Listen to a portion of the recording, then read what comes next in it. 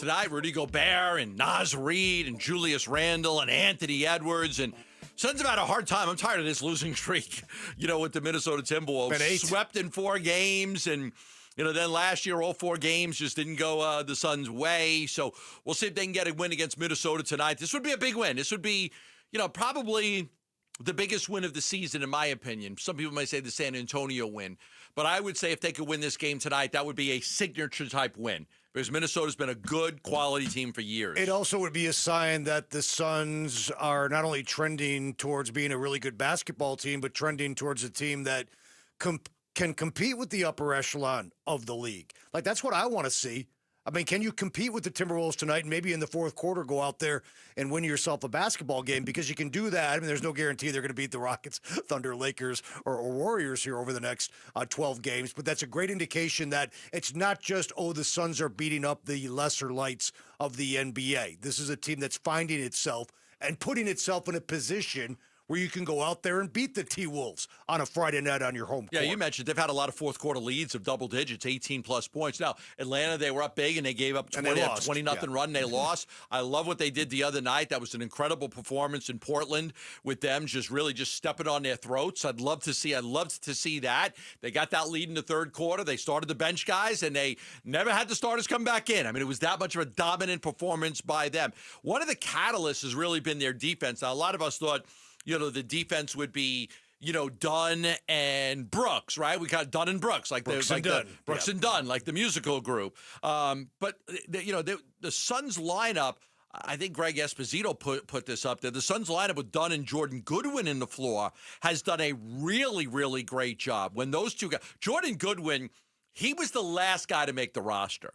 But he's playing like he's playing over like Malawach and Fleming and some of the other guys because he's a good player. But he was the last guy to make the team, and they liked his DNA and they liked his ability to be a point guard and his toughness. He kind of fit the Suns' DNA, and I reported it that I expected that he was gonna get the nod. They called him the Torture Twins. Espo did. Goodwin and Ryan Dunn. Their defensive rating when they're on the court together. 108.3, second best. Their net rating in the 100 percentile. Their rebound percentage is really good. So not something we thought of, right? When I got Jordan Goodwin, I thought that Jordan Goodwin would be a guy that would just be, an insurance policy in case somebody gets hurt.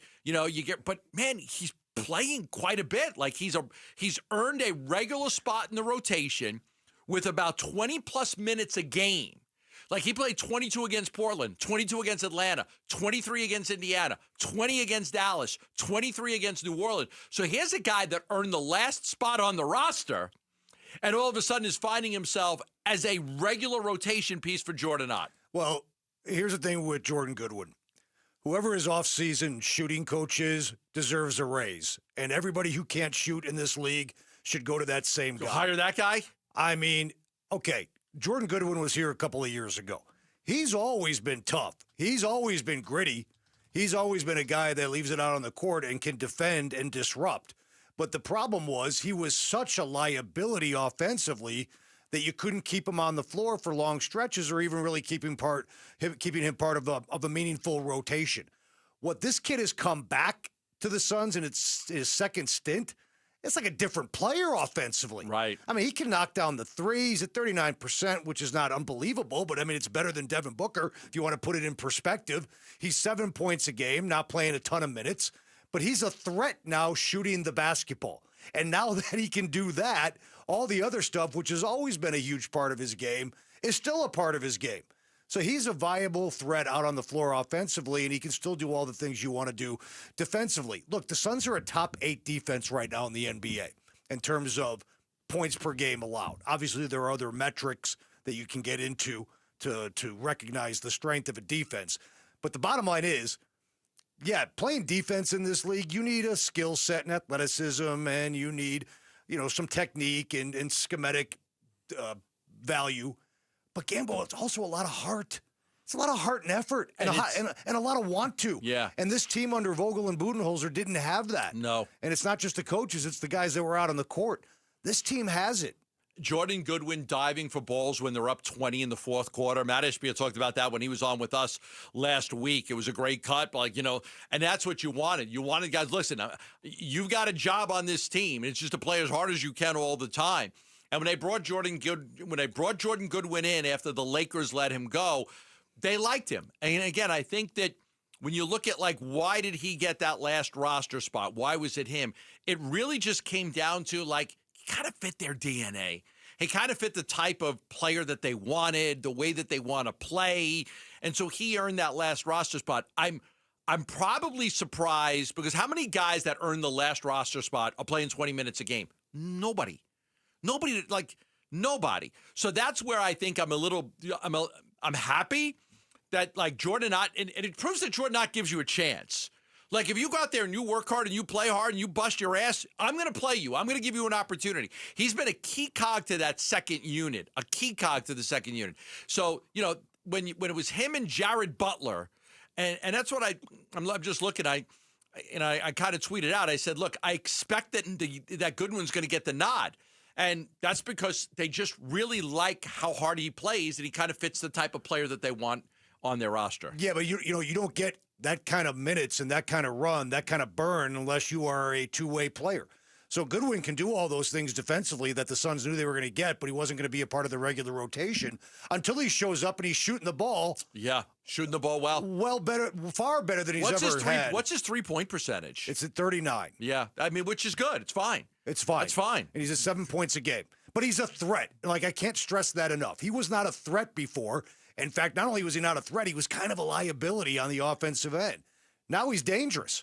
He's dangerous. 2 for 5 against Portland, 1 for 2 against Atlanta, 2 for 3 against Indiana, 3 for 5 against Dallas. This month, okay, let's take it a step further. Because he started off really poor. In his first 3 games, he was 1 of 8 from three-point range. Take the first 3 games out, he's shooting 46.7% from 3.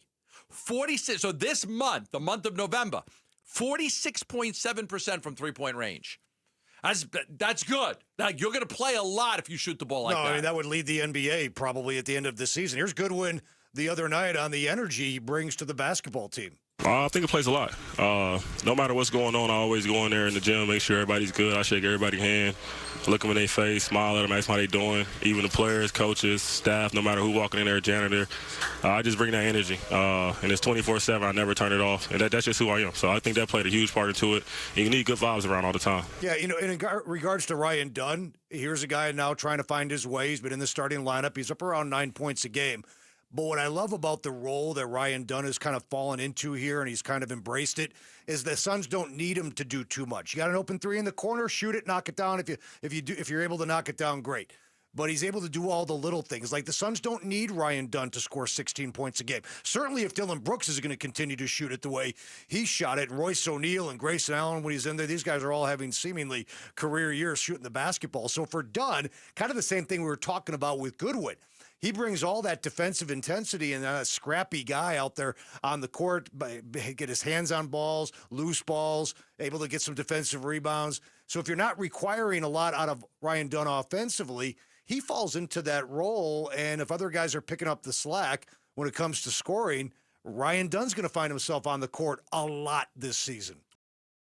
Thanks for watching Burns and Gambo. Click to see more from the guys and hit the button in the middle to subscribe so you never miss a video from Arizona sports.